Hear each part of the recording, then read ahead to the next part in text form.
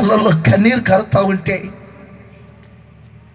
ఇంకా కళ్ళల్లో పుల్లలు గుచ్చి మరి ఎక్కువ బాధలు చేసేవారే కనపడుతుంది సమాజం. నీ శ్రమలో నువ్వు ఎక్కడికి వెళ్తున్నావు? చెట్ల చుట్టూ పుట్ల చుట్టూ తిరుగుతున్నావా? మనుషుల కాళ్ళు పట్టుకుంటున్నావా? ఎక్కడికి వెళ్ళినా ఫలితం లేదనుకుంటున్నావా? మహా ఎండకు నిర్మానుష్యమైనటువంటి ప్రదేశముగా నేను ఒంటరినైపోయానే, నా కుటుంబం ఒంటరిదైపోయింది, ఈ రోగం ఏమిటి, ఈ బాధ ఏమిటి, సమస్య ఏమిటని కృంగిపోతున్నావా? ఈ సభల ఆఖరి రాత్రి భయంకరమైనటువంటి మహా ఎండ అనే ఆ మహాశ్రమలలో నుండి నిన్ను విడిపించే దేవుడు ఈ రాత్రి నిన్ను స్నేహిస్తూ ఉన్నాడు. నిన్ను స్నేహించే దేవుడు నిన్ను విడిపించబోతూ ఉన్నారు. చప్పట్ల కొండ గట్టిగా.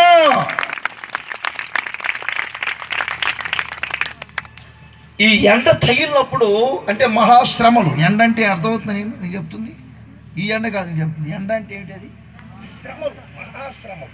ఈ శ్రమలు వచ్చినప్పుడు మనిషి ఏ స్థితికి వెళ్తాడో తెలుసండి?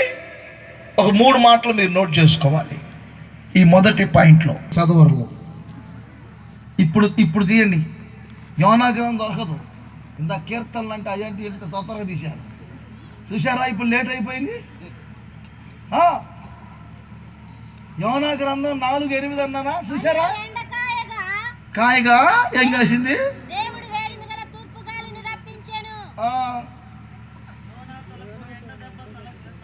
అది ఎండ దెబ్బ తగలగా సొమ్మసిల్లెను. అది శ్రమ ఏం చేసిద్ది? మనిషిని సొమ్మసిల్లేటట్లు చేసిద్ది. బ్రదర్, నేను చెప్తున్నా అర్థమవుతుందా? ఎండ అంటే ఈ ఎండ సంగతి కాదు నేను చెప్తుంది. ఆత్మీయత అర్థం చేసుకున్నారు మీరు. మహాశ్రమలు వచ్చినప్పుడు, మనిషికి శ్రమ వచ్చినప్పుడు ఆ శ్రమలో మనిషి ఏమవుతారంటే ఏమండి? సొమ్మసిల్లిపోతాడు.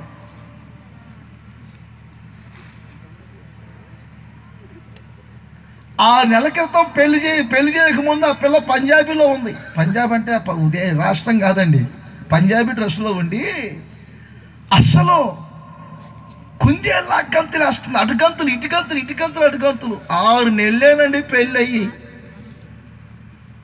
నేను రోడ్లో వెళ్తా, ఇక్కడ ఒక అమ్మాయికి పెళ్లి చేశాను కదా, మనకు బాగా తెలిసిన అమ్మాయి కదా, 6 నెలలు అయింది, ఎలా ఉందో చూద్దామని ఫోన్ చేసి ఇంటికి వెళ్తే, మీరు నమ్మండి నమ్మకపోండి, 2 చేతులు ఇలా పెట్టుకొని నిలబడి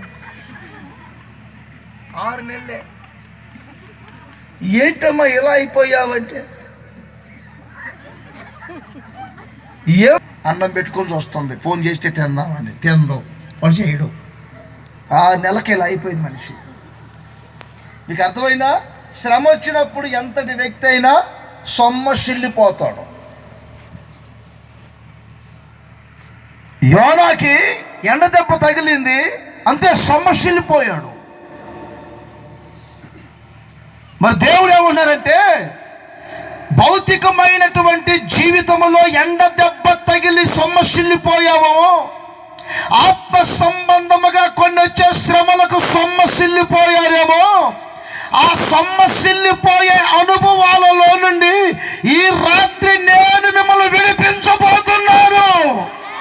చెప్పాలి గట్టిగా, లేలి అని చెప్పాలి. ఎండకు సొమ్మసిల్లావా?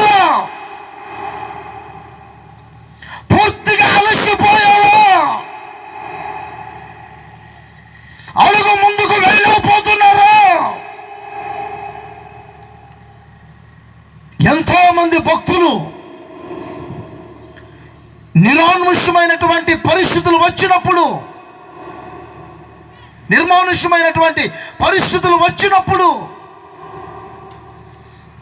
మహా ఎండ అనే శ్రమలు వచ్చినప్పుడు అలసిపోయారు, కృంగిపోయారు, సొమ్మసిల్లిపోయారు, జీవితం మీద నిరీక్షణ కోల్పోయారు.